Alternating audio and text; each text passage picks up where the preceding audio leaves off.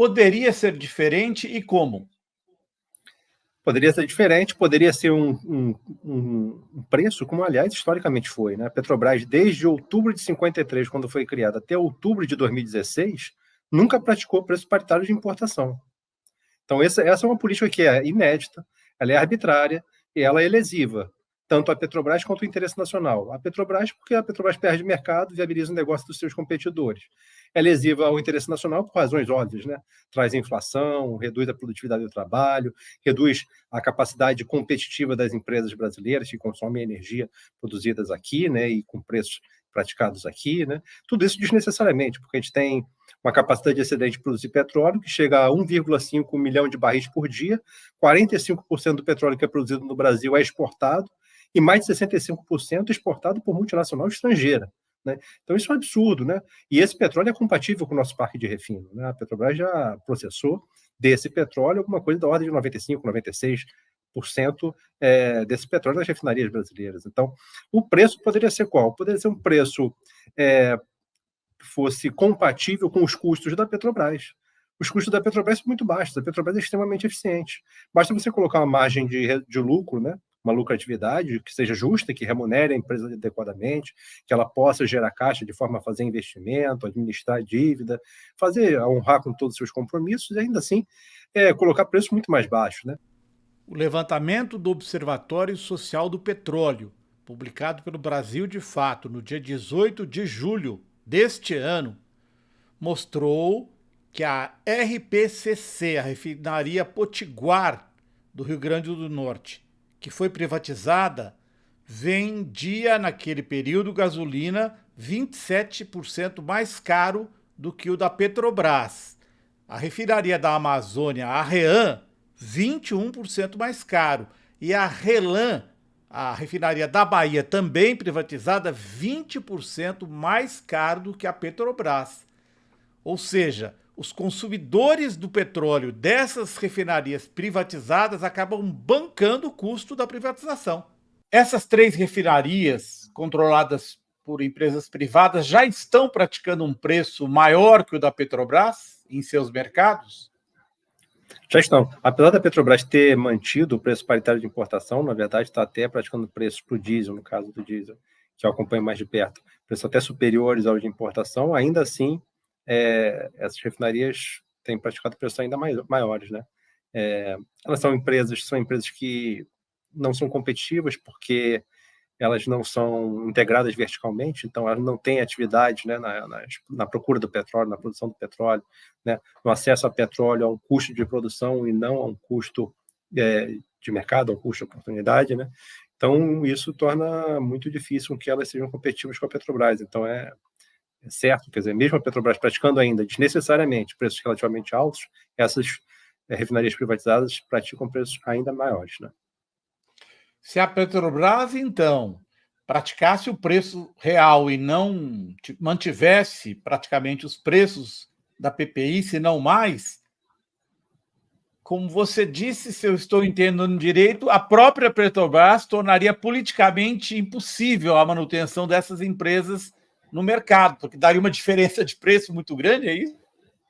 Exato, traria à luz, né, aquilo que a gente fala e que muitas vezes as pessoas não têm a materialidade, né, que é da eficiência da Petrobras. Quando a gente fala a Petrobras é muito mais eficiente e capaz de praticar preços muito mais baixos do que os seus concorrentes, tanto importadores quanto produtores de refinarias privadas, isso, assim, ao ouvido de uma pessoa leiga, pode não significar muita coisa.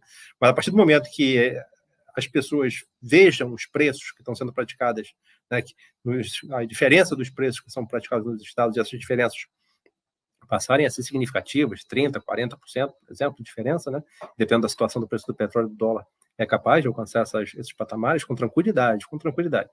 Aí, bom, ficaria evidente, tanto para os políticos, né, nenhum político poderia negar, né, a ineficiência da iniciativa privada nesse setor. Né?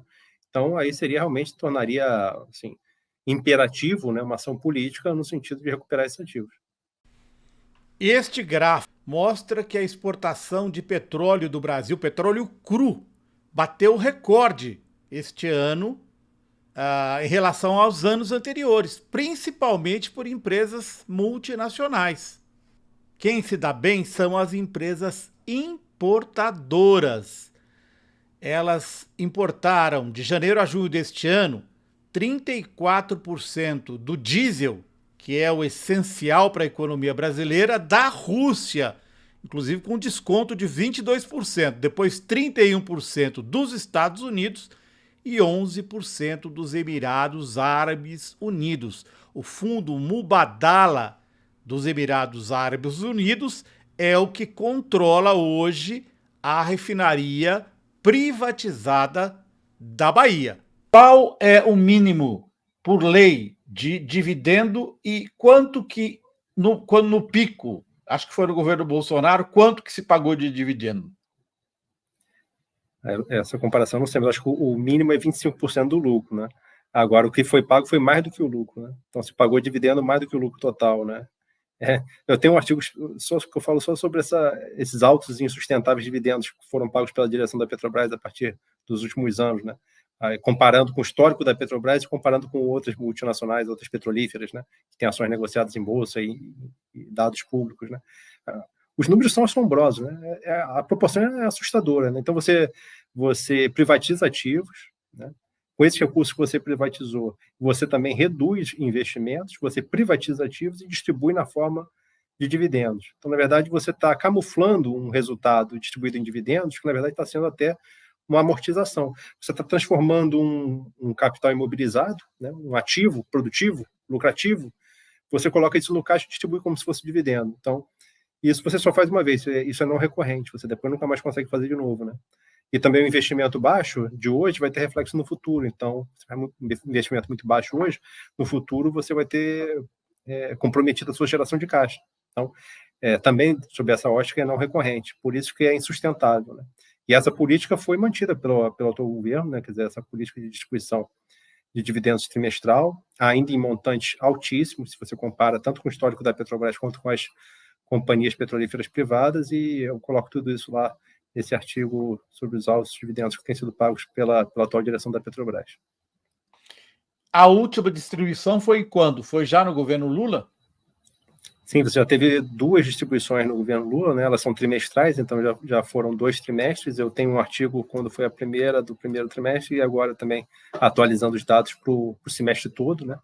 E lá eu mostro que continua assim desproporcional tanto em termos históricos quanto comparativos, né, com outras empresas. Até o segundo trimestre de 2023, a Petrobras já tinha pago 10,9 bilhões de dólares em dividendos para os seus acionistas, metade dos quais são estrangeiros. Menos do que o ano passado, sim, mas bem acima da média histórica.